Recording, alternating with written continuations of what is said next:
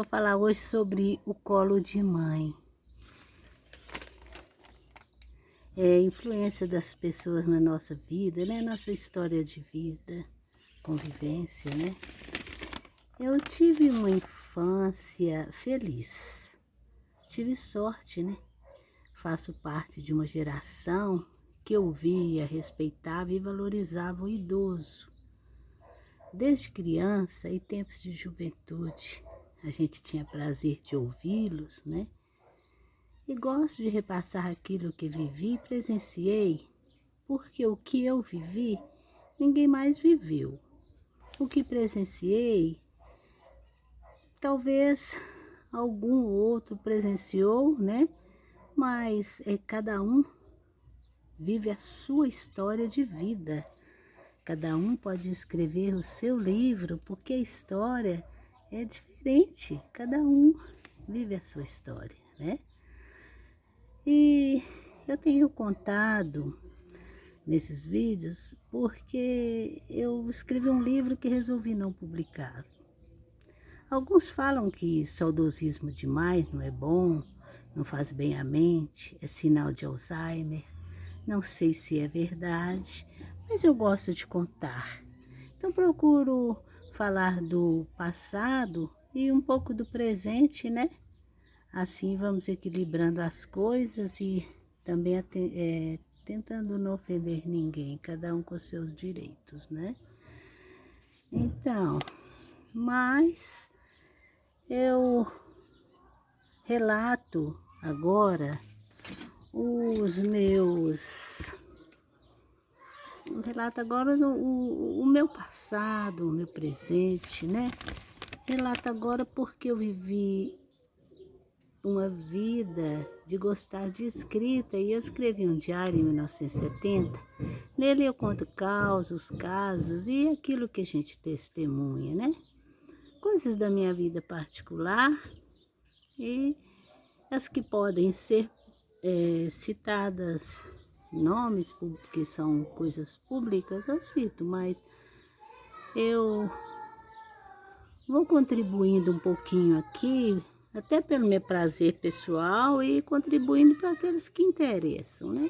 Contribuindo com o que meu pai, que era um contador de histórias, o JB, o João, e também eu fui dormir com a minha tia-avó, né? Quando tinha 1 ano de idade.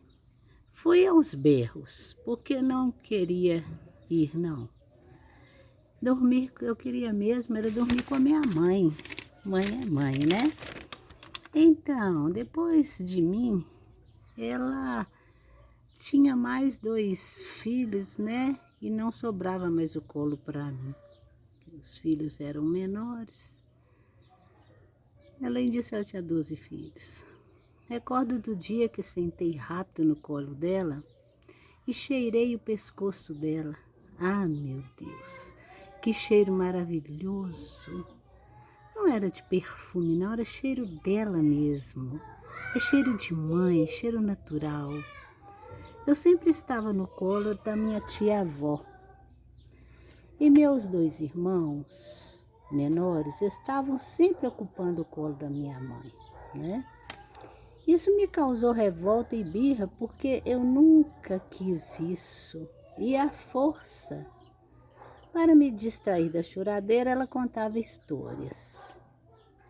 Eu era tão pequena que ela colocava a mão no meu nariz para ver se eu estava respirando. Diz ela que eu ficava tão quietinha que ela pensava que eu teria morrido. A minha irmã também mais velha ia e às vezes até me montava de cavalinho para levar, né? Quando eu já fui crescendo, né? E ouvindo então histórias dela para me acalmar e mais tarde fui interessando nas histórias. Aos 12 anos eu comecei a escrever o meu diário e sempre anotava o que ela contava. Não era um ambiente agradável durante o dia, porque todos da família iam contar e ouvir as novidades. Mas à noite era assim. Para mim, ela era tenebrosa, para falar a verdade, né? A verdade não tem problema a gente falar, né?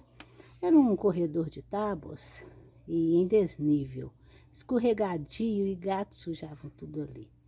Eu entrava escorregando e correndo de medo, batia a porta, corria a tramela tremendo de medo, porque não foram poucas as vezes que vi assombração lá. Escrevi o livro Luzes no Rancho por causa das luzes arroxeadas, né, azul arroxeadas, que iluminavam o rancho de tropa, que eu cheguei ainda de ver. Um dia eu perguntei à minha tia-avó, quem é aquela mulher que entrou no quarto bem tarde da noite, sem abrir a porta? Ela falou, como é? E ela perguntou como ela era. Eu falei, era morena, cabelos presos em coco, blusa preta com bolinhas pequenininhas, brancas, saia com pregas quase até aos pés e arrastando uma alpargata feita em chinelo.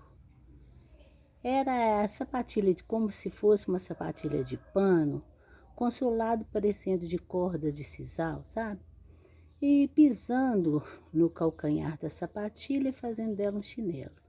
Entrou, foi na cama da senhora e ela pegou a coberta que cobria a cintura para baixo e chegou no seu pescoço. Tipo rebuçando, sabe? Olhou para a senhora e saiu. E ela, com espanto, disse, é a minha mãe Mariquinha Timóteo, diz ela. Eu ouvia sempre o arrastar desse chinelo pela casa, o soprar do fogo, o barulho das panelas, o fole soprando ferro de brasa. No outro dia, ela dizia que eram os gatos, que na verdade tinha muitos gatos. Eu nunca queria voltar lá no outro dia, na outra noite. Eu não queria dormir lá. Mas na casa da minha mãe nem cama mais tinha para mim, nem quarto, porque já contava que meu quarto era lá, junto do dela. 3 camas, né? A dela, a minha aparelhada com a dela e atrás a da minha irmã. E quando eu fiquei mais velha, já quase casando, já saí de lá, né? E rebelando, né? Saí e deixei o lugar para quem quisesse ocupar. Às vezes eu sonho que estou nessa mesma situação embaraçosa, ouvindo promessas de futuro, dormindo lá sobre livre e espontânea pressão, né? Então eu dormia sem querer, né? Sem querer. Vendo e ouvindo coisas, bebendo água com gosto de cana, de baba, com medo de ir pegar água lá dentro, medo de dormir. Me custou insônia até hoje, né? Quando chegava do ginásio, eu e minha irmã, que desde pequena me levava lá também, que ficou até casar, eu continuei. Mas no tempo desse ginásio, eu corria para chegar primeiro com medo de ter que ser a última e ter que trancar a porta. Ela também tinha medo. A chave ficava na janela, abríamos, batíamos, fechando com pressa, corríamos, escorregando nas fezes de gato, caindo. A hora de que caía era o pior momento, porque a outra não esperava e depois a gente ficava sendo a última e a última tinha que fechar a porta do quarto, bater a tramela, né? Para deitar na cama de colchão de palha, quentinha, porque os gatos já tinham esquentado para nós, né? E assim a gente foi vivendo bastante tempo, né? Da minha infância inteira, minha adolescência inteira, né? Uma vez até ganhei um presente de Natal, que não sei se ganhei.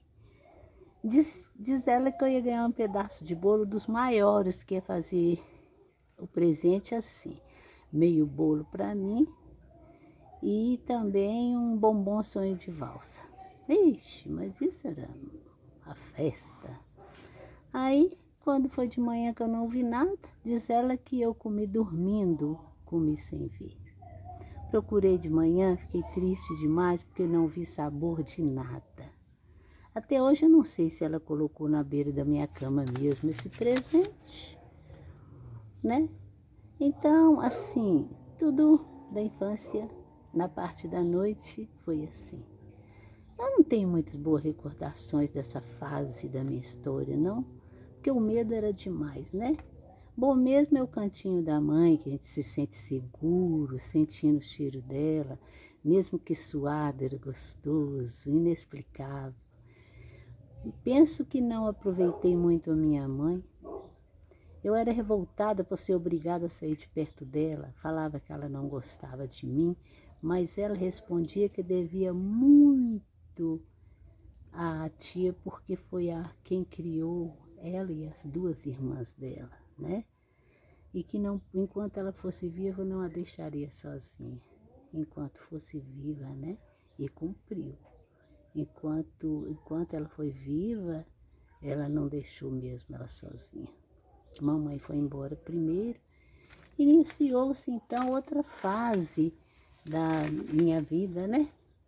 E assim foi os tempos dessa história, né? Na casa da minha tia-avó. Então fiquem todos com Deus.